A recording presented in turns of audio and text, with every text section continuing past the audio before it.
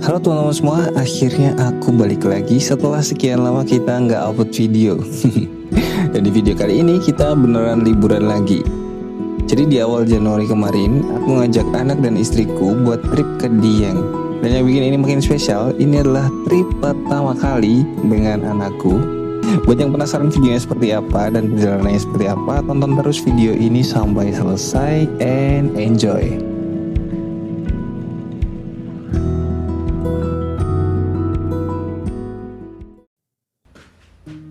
Pagi hari, sekitar jam 7 sampai jam 8 kita prepare dulu.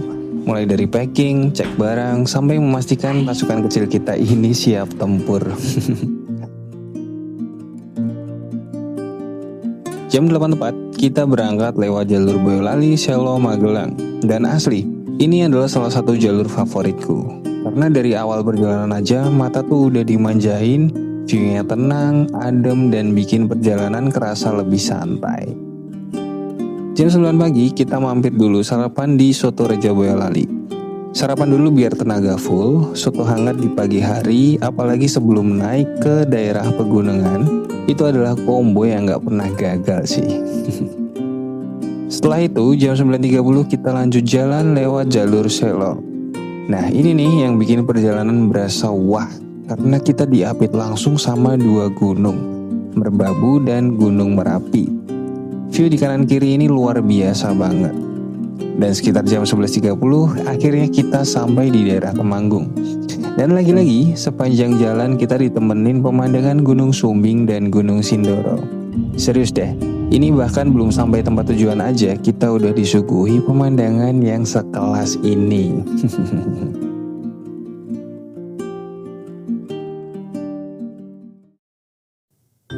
Jam 1 siang kita berhenti dulu buat makan siang, istirahat sebentar, recharge tenaga, apalagi bawa anak jadi kita harus lebih fleksibel. Jam 2 siang kita lanjut lagi perjalanan. Nah ini seru nih, karena kita belum nentuin kita mau kemana.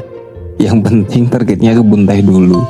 Akhirnya kita ambil jalur yang ternyata luar biasa banget. Sepanjang jalan kita lewat hamparan kebun teh dengan background gunung kembang. Katanya sih ini anaknya Gunung Sindoro dan Gunung Sumbing ya. Tapi yang jelas view-nya epic banget. Dan jam 3.30 akhirnya kita sampai di kebun teh Panama. Tiket masuknya cuma 10.000 aja per orang, dan menurutku ini worth it banget. Tempatnya rapi, adem, luas, dan enak banget buat santai. Banyak spot foto yang menarik, dan juga ada wahana seperti gondola, ATV, sampai jeep tour. Kita cukup lama di sini karena emang senyaman itu. Tapi sekitar jam 4.30 hujan mulai turun, dan akhirnya kita memutuskan untuk balik dan lanjut ke hotel. Padahal rencana awal kita mau lanjut ke Telaga Menjer karena lokasinya cukup dekat dengan kebun teh Panama. Tapi ya cuaca nggak bisa diajak kompromi nih.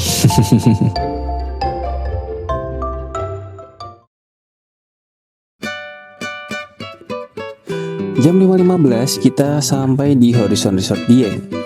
Dan jujur ya, ini adalah salah satu hotel yang menurutku recommended banget. Selain lokasinya strategis, dekat ke berbagai destinasi wisata, view dari hotelnya juga cakep banget. Plus, udah free breakfast juga.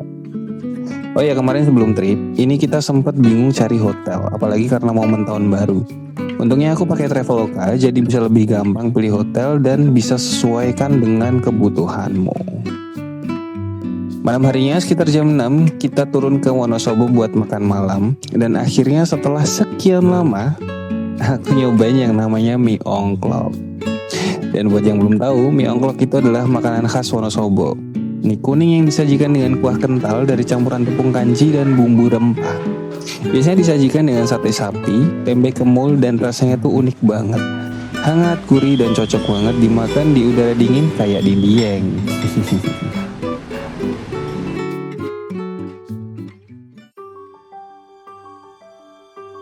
Halo teman-teman, kita masuk di hari kedua trip bersama keluarga ke Dieng. Kita awali hari ini dengan sarapan dulu. Santai, nggak buru-buru karena emang tujuan kita bukan cuma destinasi, tapi juga menikmati setiap momennya.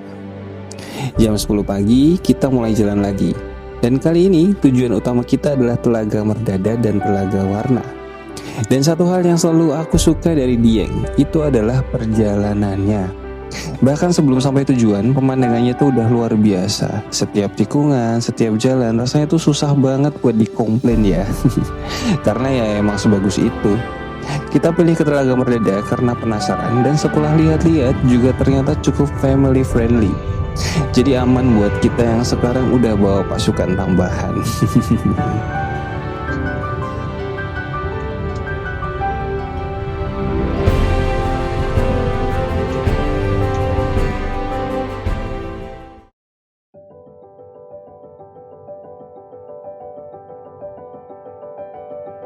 Setelah 60 menit perjalanan, akhirnya kita sampai juga di Telaga Merdada. Dan jujur aja dari semua telaga yang ada di Dieng, tempat ini langsung kasih kesan pertama yang beda. Begitu turun dari kendaraan, yang dirasain itu langsung luasnya. Jadi ini bukan telaga yang kecil atau sempit ya, ini tuh termasuk telaga yang luas.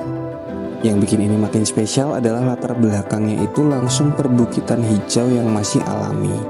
Jadi belum banyak bangunan di sini, nggak terlalu ramai juga, jadi suasananya itu masih feel fresh, alami banget. Waktu kita datang, kabutnya itu lagi turun setengah, jadi sebagian telaganya masih kelihatan jelas, tapi sebagiannya lagi ketutup kabut tipis. Dan itu justru yang bikin suasananya jadi kayak dramatis banget gitu loh. Agak misterius, tapi juga cantik banget. Kayak lagi ada di negeri di atas awan gitu.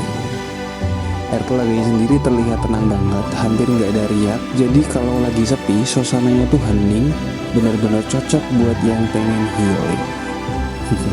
Menarik.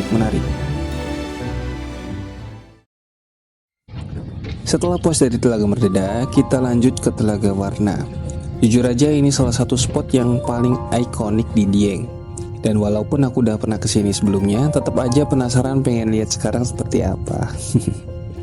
Waktu sampai ternyata banyak perubahan. Sekarang tempatnya jauh lebih rapi, lebih bersih, dan lebih tertata. Jadi lebih nyaman buat jalan-jalan santai. Sesuai namanya, Telaga Warna ini unik karena airnya bisa kelihatan berubah-ubah warna, tergantung pantulan cahaya dan kandungan mineral di dalamnya. Jadi kadang kelihatan hijau, kadang kelihatan kebiruan, dan itu yang bikin beda dari telaga lainnya. Ciri khas lainnya adalah aroma belerangnya masih cukup terasa. Tapi justru itu yang jadi identitas dari tempat ini. Di sini juga banyak spot view dari ketinggian yang keren banget. Jadi bukan cuma dari pinggir telaga, tapi dari atas pun pemandangannya beda lagi.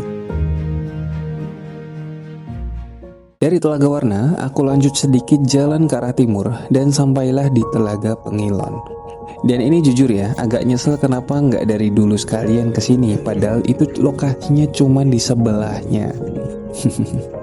Begitu sampai langsung terasa bedanya. Kalau Telaga Warna punya karakter yang aktif dengan warna dan belerangnya, Telaga Pengilon ini justru kebalikannya. Lebih tenang, lebih jernih, dan lebih kalem. Airnya bening banget sampai bisa memantulkan bayangan di sekitarnya.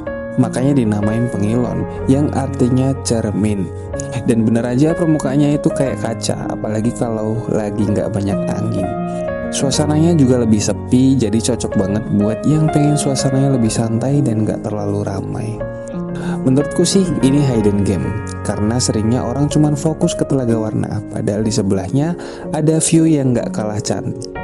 Jadi kalau kalian kesini, jangan berhenti di Telaga Warna aja, luangin sedikit waktu buat jalan ke Telaga Pengilon, karena ini benar-benar worth it.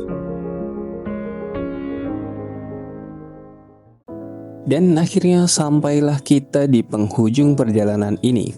2 hari yang mungkin terasa singkat, tapi penuh banget sama cerita. Dari perjalanan panjang, pemandangan yang gak ada habisnya, sampai momen sederhana bareng keluarga yang justru jadi paling berharga. Kadang kita mikir liburan itu harus jauh, harus mewah, padahal yang paling penting itu siapa yang nemenin kita di perjalanan.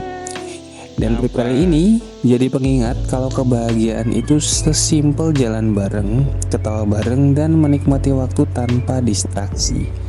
Yang selalu punya cara buat bikin kita pengen balik lagi, entah itu karena alamnya, suasananya, atau kenangan yang kita tinggalin di sini.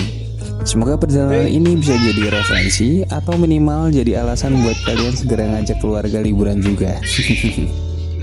Dan seperti biasa, tulis di kolom komentar ya, next kita harus trip kemana lagi. Yang penting tetap family friendly. Oke teman-teman, terima kasih yang sudah ikut jalan-jalan bareng kita di video kali ini. See you in the next trip and bye-bye.